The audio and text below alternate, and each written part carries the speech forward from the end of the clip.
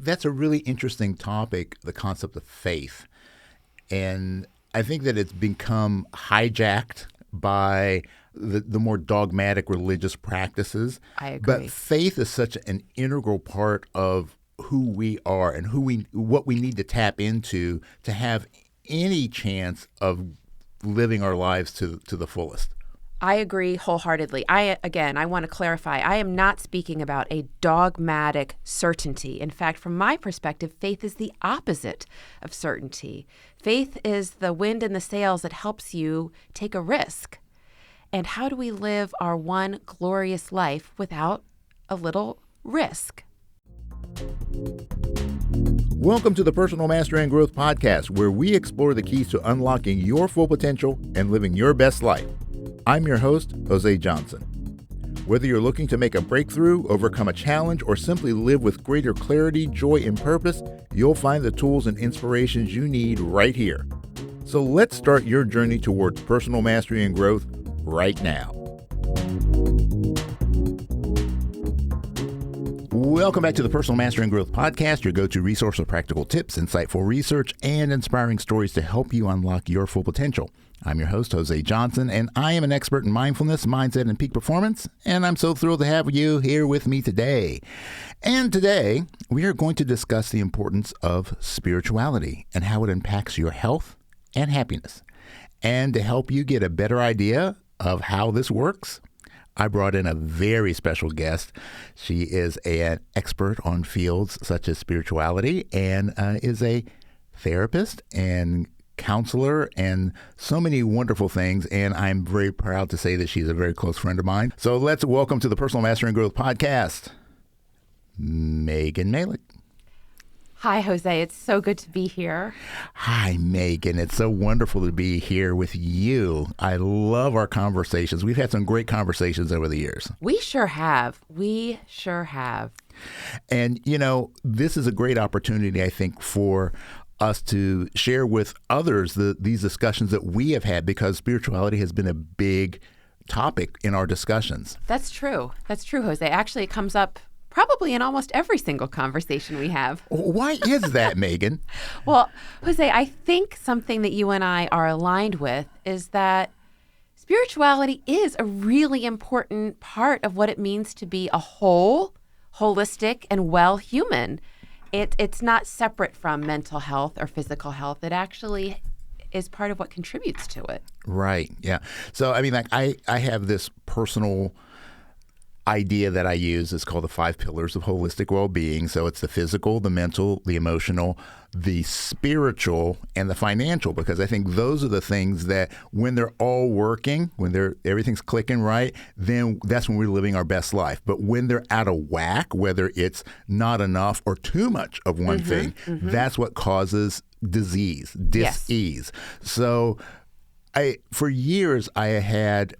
Well, I guess I'll just tell the backstory on this. My father was a minister. You know, we've had this discussion. So I grew up in the church. I was on the track to being the 4th generation of ministers in our family. And I became very disillusioned with religion. And we'll talk about the difference between religion and spirituality in a minute. But I got very disillusioned, and I basically eschewed all things spiritual. Yes. And then later in life, I began to realize that there was a hole in me. And when I rediscovered my spiritual nature and was able to embrace it, then that's when everything really started to click for me. So what is your story on how you came into this spiritual landscape and what it means to you? That's a really good question, Jose. So like you, I was also born into the church. I was raised Presbyterian, mainline Protestant. It was a very heady faith. And I was also a little girl who liked to walk amongst the trees and be with nature. And I always had this sense of something more, something bigger. Today I would call that the divine or God, spirit. But that seemed separate to me from the church. And so it took me getting into adulthood and having some of my own crises of faith and life to kind of realize, wait a second, maybe some of these organized religious beliefs aren't really what undergirds me. It was this sense of flow, of source of meaning and purpose that I find, and that's how I define spirituality. And it helps me on good days and bad days and everything in between, because I feel like I'm held by something larger than me. And when I tune in, it helps me make really hard calls. Discernment is what I call it. And, I think as somebody who went to seminary and is an ordained pastor, but who is not serving in a traditional congregation, I see spirituality as what helps people really connect with their why and also with one another on a deeper level. And so I just really think it's a really vital part to what you were talking about with those pillars. It's not the most important. It's one of the many that we need to be in balance together. Yeah, that's really great. When I think about the nature of the spiritual, right? So we talk about the big phrase that was used for, it's very popular for years has been the mind, body, spirit thing, which I'm like, yeah, well, everything is mind, body, because if you're talking about physical, you have the body, you have the mind, and then yes, the spirit. And sometimes we have problems. Well, not sometimes. We always have problems. Yeah. That's part of life. It is. But I remember hearing someone talking about how they were talking specifically about trauma. And they were saying how trauma is something that has been absorbed into the body and that we can't solve that problem with our mind. You can't think your way out of it.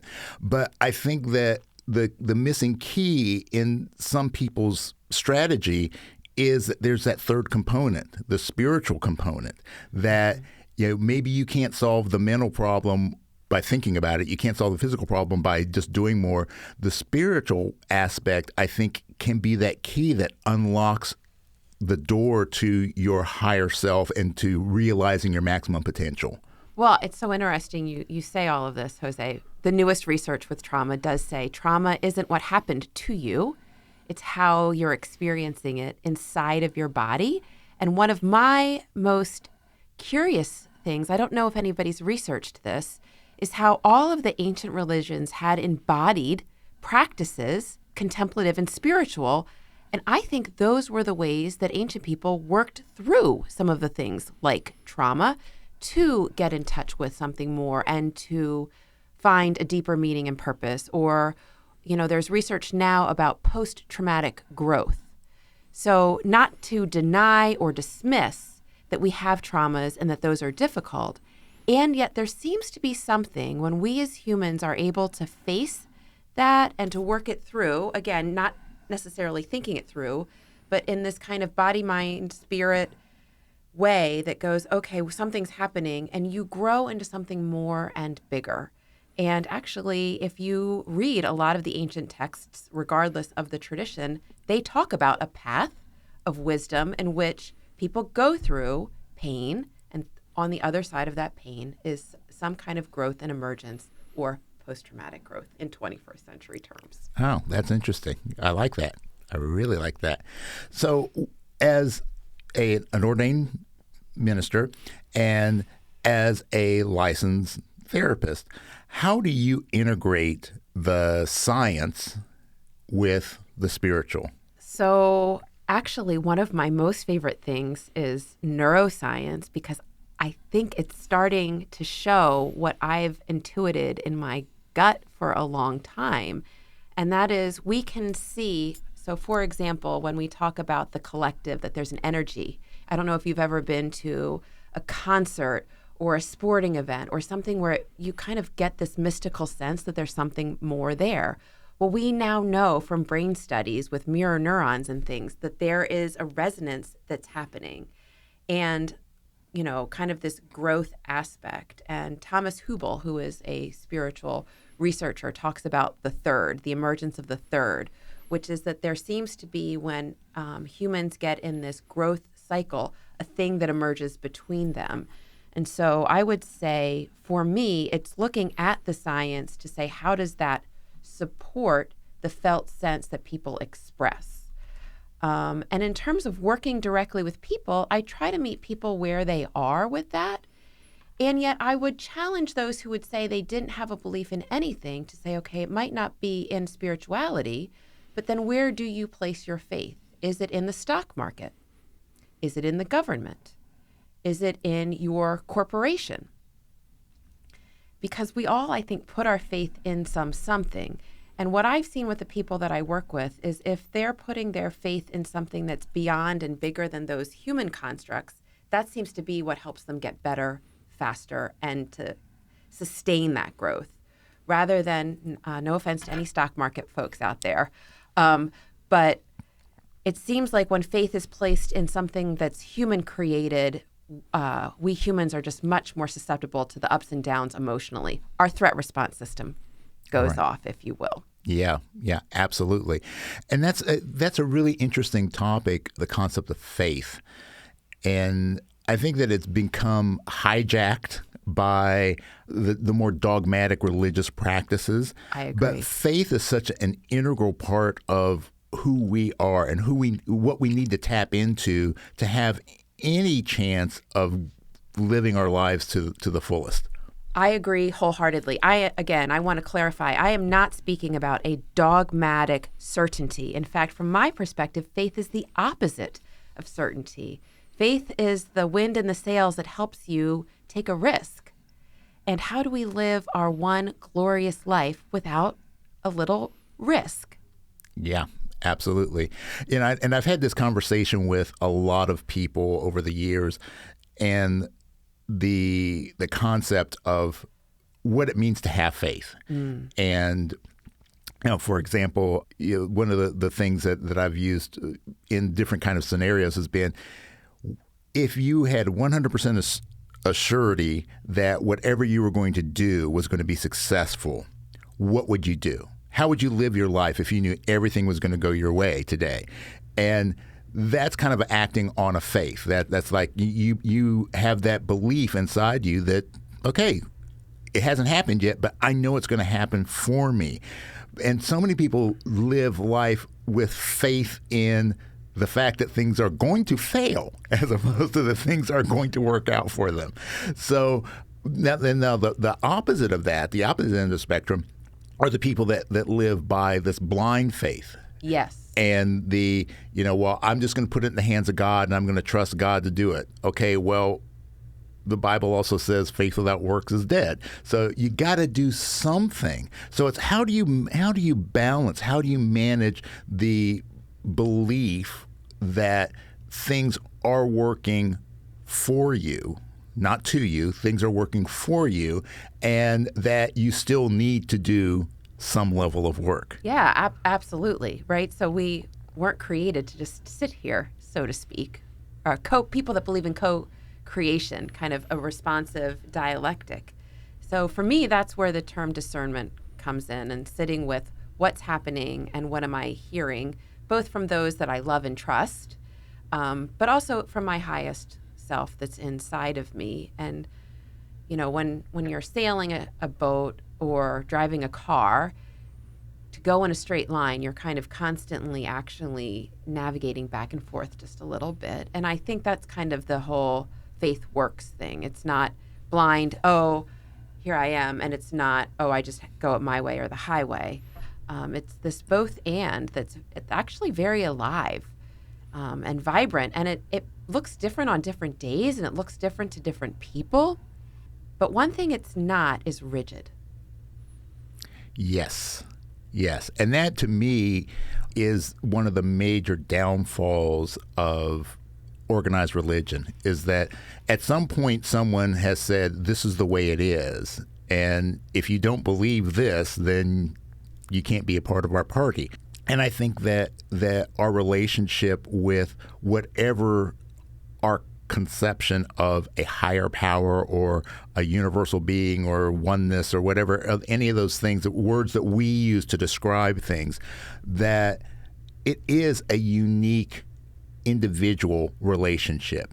And it's no one's position. No one has the authority, and because no one has the real knowledge to be able to say, this is exactly what it is. I would agree wholeheartedly. And I think In seminaries, there's some more openness to what it is that you're talking about related to it is so individual. There might be some things that we would say, okay, this is, harmful to other people. This is death-dealing ways. So we would say that, no, that would not fall under. But that leaves a whole wide array. Who are we to say? Yeah. What works for you and lights you up is not what lights up your neighbor. And I would say that's actually a good thing. Yeah, absolutely. So, when you have we'll say the pulpit Yeah. and the couch. So Yeah. the worlds of the pastor, the minister, the spiritual shepherd, and then the world that you live in as a therapist, as a counselor. When you see someone that is suffering from a spiritual hole, how does that, I know that it's individual, but how does that typically show up? What are some of the more common markers of a hole that someone has in their life that's because of that lack of spiritual connection?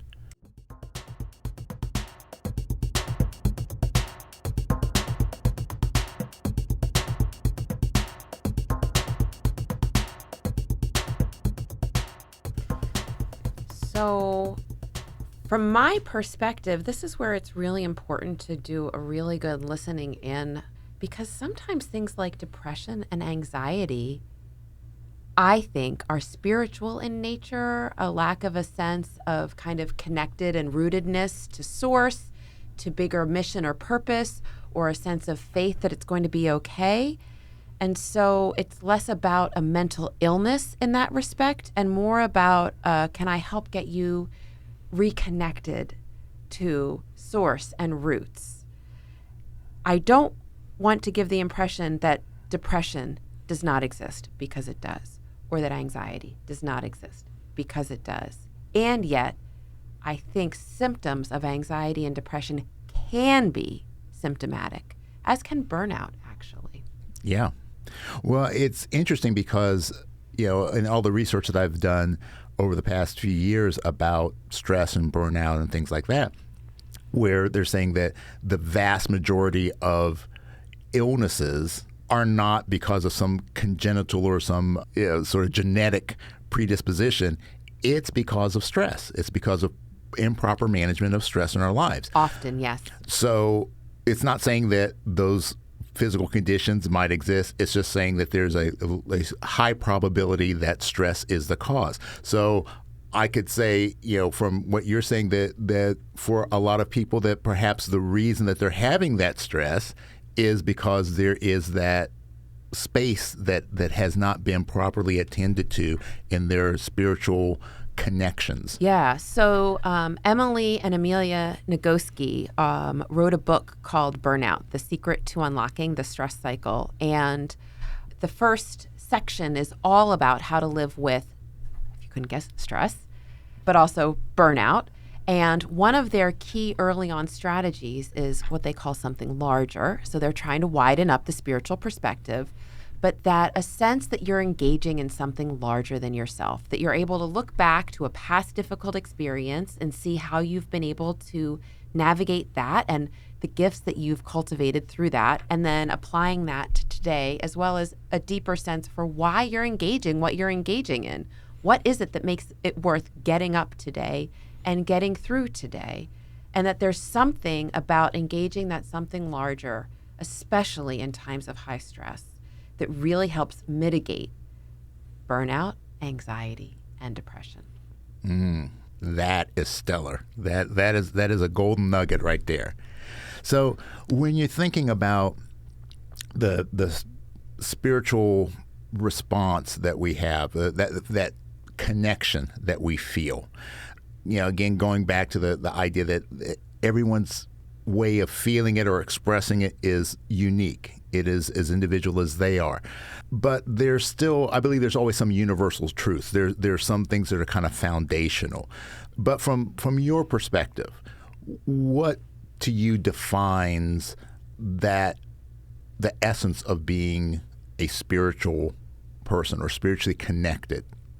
So For me, there's a sense of awe and, to use an old-fashioned word, reverence that comes in a moment of high spirituality where it feels almost physically like an elevation happens. People describe this happening. There are some commonalities for where people describe it. Seeing nature, the ocean, the top of a mountain, being with their family, or like a new baby when a new baby is born, pieces of music or art that just sort of take the breath away and say, oh my goodness. So that's an aspect of it, as well as a sense that there's something bigger that's happening than just this moment right here. It's a very strange paradox of being very present in this moment, so almost as if the world could stand still and I'm just here right now in this awe-inspiring wonder of looking at this caterpillar on this leaf, so to speak. But also it kind of pans out like you would in a movie then to see that there is just so much more than we possibly can imagine. Yeah.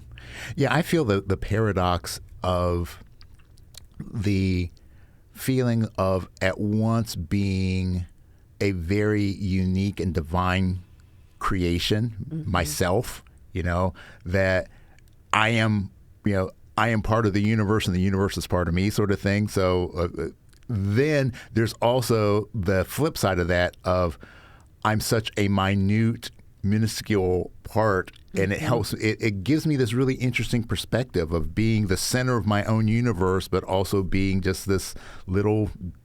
Very much. There was a rabbi who used to carry 2 stones, one in each pocket, one to remind him that for his sake the world was created, kind of that I'm so unique, and the other, I'm but dust and ash, sort of like I'm here for but a blip, and this is going to it existed before me, and it will be here long after me, and that's the tension of being human.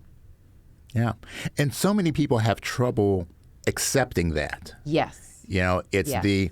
Either everything is temporal, and then what's the use? Or that, there's this infinite, the world after this world. And it's hard sometimes to justify those two. And I was recently having a conversation with someone. We were talking about what happens after you die. And I said, I don't know. I haven't died yet, so I'm still alive, so I can't tell you what happens after we die. Now, I've got my theories about it, and I'll be happy to share my theories about it, but the reality is that that is one of those things we do have to take, as on a leap of faith, but still, as we look at what physics has taught us and, what the great spiritual teachers have taught us, that we are part of something so much bigger. Physics tells us, that everything in the universe is made of matter or energy, and energy can neither be created nor destroyed. That's right. So it's got to go somewhere. That's right. And I don't know where it's going, but whether it's, whether do I go to heaven? Do I go to nirvana? Do I just become part of the collective unconscious? Where do I go? I don't know. But I do know that there is something more, but I don't feel like I need to know what it is. I understand that. I also believe I don't need to know what it is. And for not knowing, many people really, really struggle. And then I think they decide it either needs to be nothing, there's just nothingness, or there's a very detailed idea of what's next, rather than engaging the mystery, which is, okay, science suggests energy is here, so something will happen with our energy. And a variety of cosmologies have different ways of looking at it. It's maybe not for us to know. Well, I think that you can't, there's no way of knowing. There's no way to know. There's no way of knowing. No. It's like my favorite quote from any book, anywhere, anytime, is the first sentence in the Tao Te Ching, which is, the Tao which can be named is not the true Tao. And the Tao being this concept of there's a universal way. There's a way that everything is designed to work. And whether you want to call it the Tao, or you want to call it God, or you want to call it Allah, whatever your concept is of that, as soon as you define what it is, it's your definition is based on your perspective and That's your right. experiences, and you don't know it all and you haven't done it all. So how can you say it is what it is? You can. And I mean, Eastern Orthodoxy in the Christian tradition, the ancient Eastern Orthodoxy pretty much said the same thing. To call God God, we've already not gotten it right. Yeah. Because there's no way we can capture, no word can fully capture it, no concept. Our human brains can't do that. Yeah. Yeah. So, but it's that part of us, that innate part of us that wants to know the answers. Absolutely. I love to have the conversations about it. Yeah. And I live in trust that it's okay. I like to have the conversations because it jazzes my spirituality and it nourishes me, not because I need for you to go along with it or because I need certainty. And I think that's a key difference in how I hear some people having conversations today and wanting to really almost assure themselves of what it is while making the other person wrong. Yeah. Well, we see that that's why they say you should never, talk about religion or politics. That's right. Because those are in sports. This is put in there a lot of times too. Because people, you get this idea. You have your favorites, and no one can convince you otherwise. Yeah. And we want to convince everyone else that we're right. So it's part of the wonderful things that make us the quirky. We are individual. quirky. Actually, I think quirkiness is part of spirituality too. Believe it or not. Yeah, I do too. Yeah. So if you're in obviously, when you're in the pulpit mode, when that mode, there's a specific way that people interpret the relationship that a pastor, a minister, I hate to use the word holy person, but because we're all holy in our own ways. I agree. That that they would guide someone towards the best possible path for their spiritual awakening. But then again, going back to your couch side, to your therapist side, when you have someone that comes to you and you sense that what they need to address most is to develop a clearer understanding of their spiritual nature and to find the right path for them to express that. What are some of the things that you suggest to people as ways to explore that spiritual nature? So one of the first things I do before I make any suggestions is try to get the story of how they lost a connection and or maybe never had it. Although most of the people that I see did have it and have a pretty difficult story with an organized religion. So I do that because I want to, credit and honor the hurt and start to separate organized religion from the practices. One of the first places I turn is to really invite people to start considering when they can spend even just 2 minutes with themselves and their breath, with themselves and a thought, with themselves and their body, and just to start to notice. And from there, we go to really paying attention to, what in the day feels like it lit them up and what in the day feels like it depleted them. And I find that as people do that, then they're starting to get a better sense of their own spirit inside, their own inner voice. And then we can start to be able to make some inroads into the considering spirituality. And I've definitely found, I think mindfulness is fantastic, but mindfulness seems to be a bridge that many people can take if they've had a negative experience with an organized religion, because it's so practice-oriented and not at all about belief. And what I'm really trying to encourage is a practice, not about belief. Yeah. Or even a specific outcome, honestly. It's more, how are we with ourselves when we're with ourselves? Yeah. Yeah, that's great. I like that. So let's kind of build on that a little bit, that, you're talking about creating a practice. And I talk about the same thing in all the stuff that I do. And whether it's, music or martial arts or mindfulness, it's kind of all the same thing. If you want to make improvements, you have to practice. You do. But practice doesn't make perfect. Practice just makes permanent. So how do we develop a practice that is both practical and sustainable? Now that is the $1 million question. And if I had an answer, I would not be on this podcast. No. But in all sincerity, I'm a huge believer in what I call turtle steps. And I know for myself, I have fallen into this hole more than one time. And many of the people in both a congregational setting and also in a private therapy setting set out to do a whole lot when they start. They're really jazzed up and they want to get into it. But it's very difficult to sustain a long-term contemplative practice if you've never done it at all before. So I'm very big on considering what would be the smallest step you think you could take, and then probably break that down in half a little smaller. So like I said, 1 or 2 minutes. And usually people look at me and are like, well, that's not going to do anything. Well, I actually have research that stands on my side that says actually 1 or 2 minutes done every day for like 30 days, there are statistically significant differences with improvement for depression and anxiety. So I tell people to be underachiever in that sense. Yeah. And that goes so contradictory to what we've been taught societally. Oh, it's completely countercultural. It's completely countercultural. And like I said, I have fallen in the hole of that my own self. And actually, even still, when I find myself kind of wandering away from my own practice, usually it's because I just need to ratchet it back for that day. Yeah.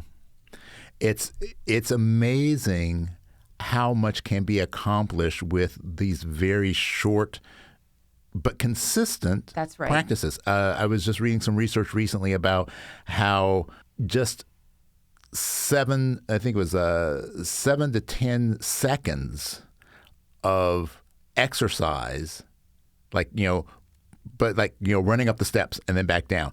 If you did that 3 to 4 times a day, that you would see significant changes in your metabolic rates and then you'd start to lose weight and things like that. And it's just, but we talk ourselves out of things because we think that the time commitment is too great. There's a problem with that in and of itself because, we'll spend 3 hours sitting on the couch watching football or Netflix. We'll go out and we'll do all these other things. And when we talk about something that can make a difference, such a profound difference in our lives, the complete quality of our lives, and not only our lives, but the lives of others, that we think that 1 to 2 minutes, I don't got time for that. That's too much. So I think that sometimes that this getting down to that simplicity and breaking things down to the most essential elements and making sure those are installed. And then if you want to go deeper, like I tell people, hey, look, if you just do deep breathing for 1 minute, 90 seconds, I use a 90-second reset. If you do 90 seconds, but you do this regularly, you're going to see huge benefits. Now, if you want to meditate for 2 hours, or like one of my martial arts teachers, he meditates like 6 hours a day. Well, if you can do that and you want to do that, God bless you. But most of us don't have the time and the energy, the opportunity to do that. So don't do nothing because you can't do the full thing. That's absolutely. And research continually suggests that small things done consistently over time are what really end up making the difference. They become habits. And so then you're not even thinking about it.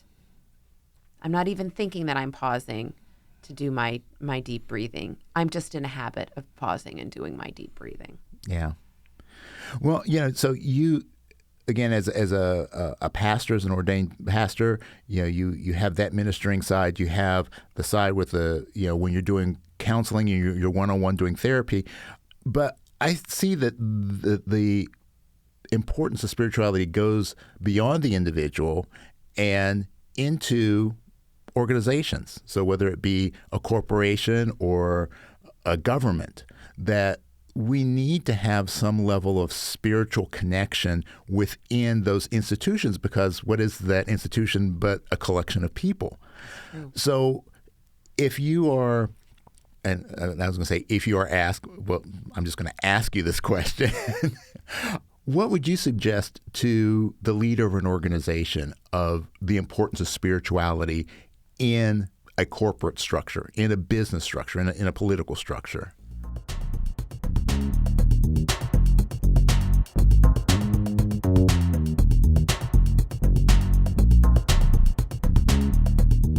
Well, I think one of the first things would be really inviting them to consider that there's a difference between organized religion and spirituality. And so what we're talking about them encouraging in their corporation or in a political setting isn't about trying to convince somebody of this or that, but about exactly what we're talking about a way to support the people that are there as well as the leader themselves, because I think leaders are also in a very difficult spot most of the time. And it's so easy to get caught up in the tyranny of the urgent that spirituality helps give the bigger picture, and it helps you pull back. It helps you attune and consider you and me and what's between us. And so for corporations that are looking for a way to, say, bring their corporation into the 21st century or to lead a diverse group of people, we're going to need answers that are different than the ones that we had 2 to 3 years ago. And so back to that faith and risk-taking, if spirituality is kind of the platform that stands on, how could we not dream about what's next if we left that pillar out? Yeah. Well, yeah, there's this big push now with B Corps. Yes. And to me, many of the things that are talked about in terms of B Corps, or even in the world of just general health and wellness, a lot of things that we attribute to emotional or mental health, I think are really more spiritual in nature. Things like empathy, gratitude, and things like that. I think those are really trademarks of a spiritual life, more so than just a pure mental or emotional exercise. Well, and I mean, certainly Buddhism would talk about that's some of what you go, when you walk the path. These are what you cultivate.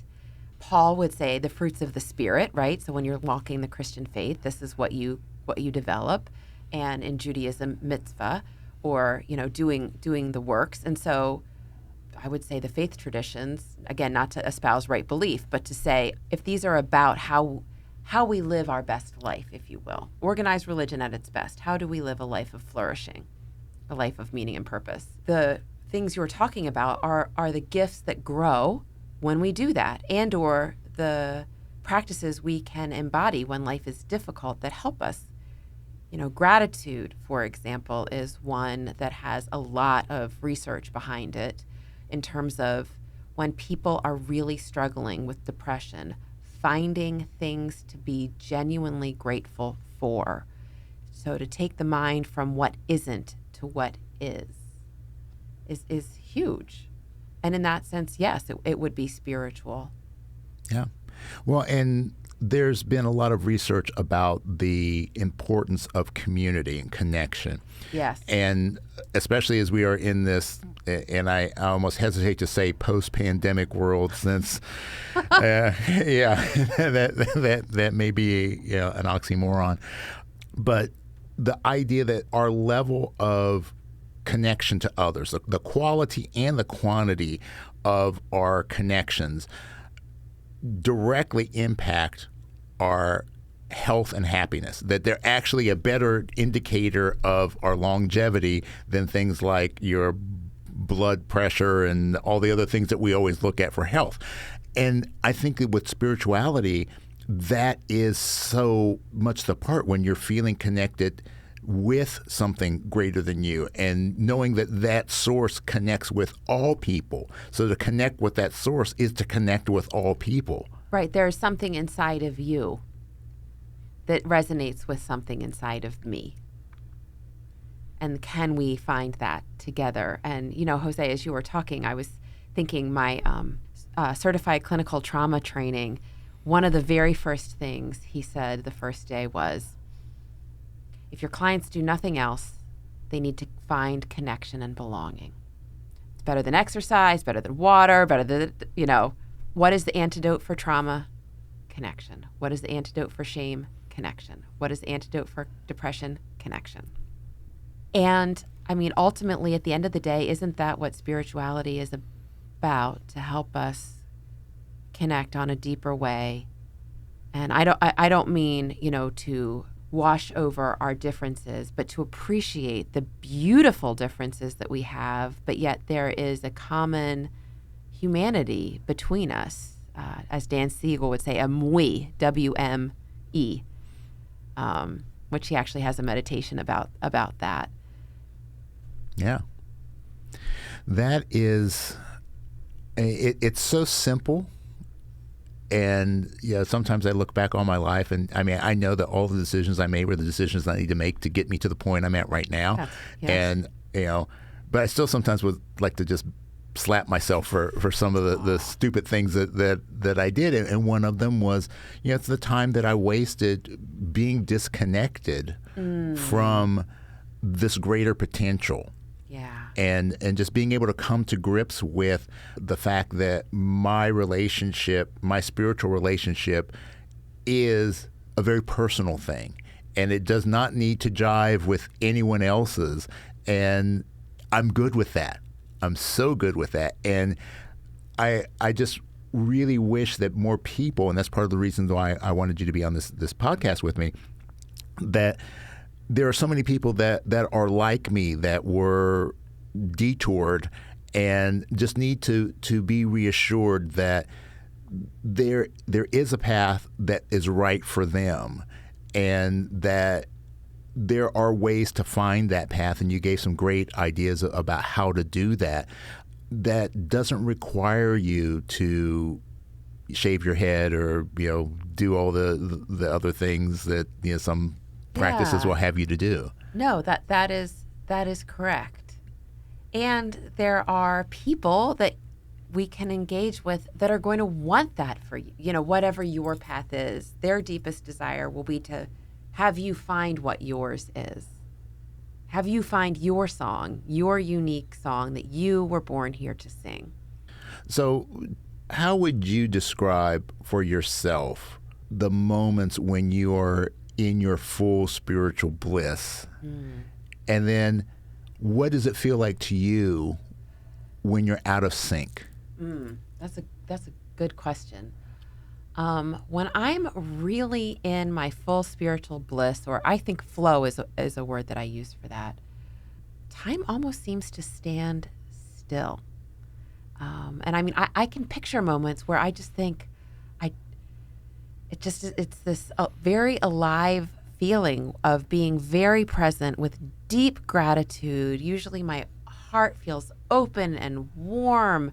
And the most amazing thing is, it could be while I'm gardening and pulling weeds, and I just have this sense of mystery come over me. It could be when I'm with my spouse walking around.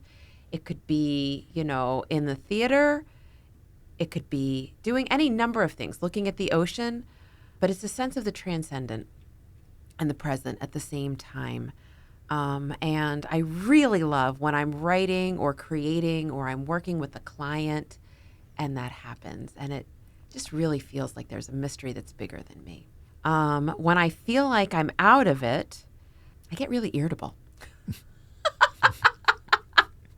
But no, in all sincerity, it's like I'm not having those huge transcendent moments all of the time. And I am someone who's cultivated enough of a practice that if I start to feel like I'm not connected at all, I do a little quick thing to feel like tethered back. But when I lose that totally, I really feel a little like I'm spiraling.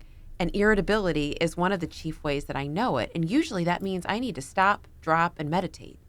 I like that. I'm going to get that on a T-shirt. Stop, drop, and meditate. I think I should put that on a T-shirt too. Okay. Yeah, I'll give you credit for that one. It does. I don't like the feeling of being disconnected. Yeah. And I think so many people have that feeling, that feeling of being, lost, of being alone. Yeah. And that there's no words to describe it for them. And I think that what you were saying, hopefully, someone listening, if they're feeling that way, can maybe go, well, yeah, that is what's missing. That maybe that will make the difference for somebody and help them to get on the path that they need to be on for their becoming their best self. Yeah, this feeling doesn't happen with me much, but 20 years ago when I was newer at this, there was a feeling inside myself that just felt very empty and void sometimes. It did feel lonely.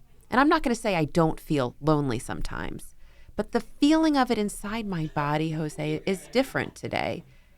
Loneliness comes and it's a feeling that comes and it goes rather than feeling like I'm despairing in the dark wood, if that makes any sense at all. Yep. And I've heard clients talk about a similar feeling of sort of like an inner absence, if you will, and not a good feeling of absence that comes with like, oh, I've just created an amazing thing. I've poured out my heart and soul, and so I have this sort of empty, I need to go chill now for a little bit feeling, but a despairing. Yeah, it's the feeling of, like you're saying, I get that a lot when I just pour myself into something and I just feel drained, and not in a bad way. Right. I've given it everything I've got, and then that's when I need to sit out on my deck. That's one of the things I used to hate doing this, and my wife has really turned me on to just being out in nature. And just there's nothing better to me than like, especially on a starry night, to sit out on my deck, regardless of whether I have to turn the fire pit on or not, but just to sit there and look at the stars. Yeah. And that gives me a sense of, I can be alone in that moment, but know that I'm not completely alone. Right.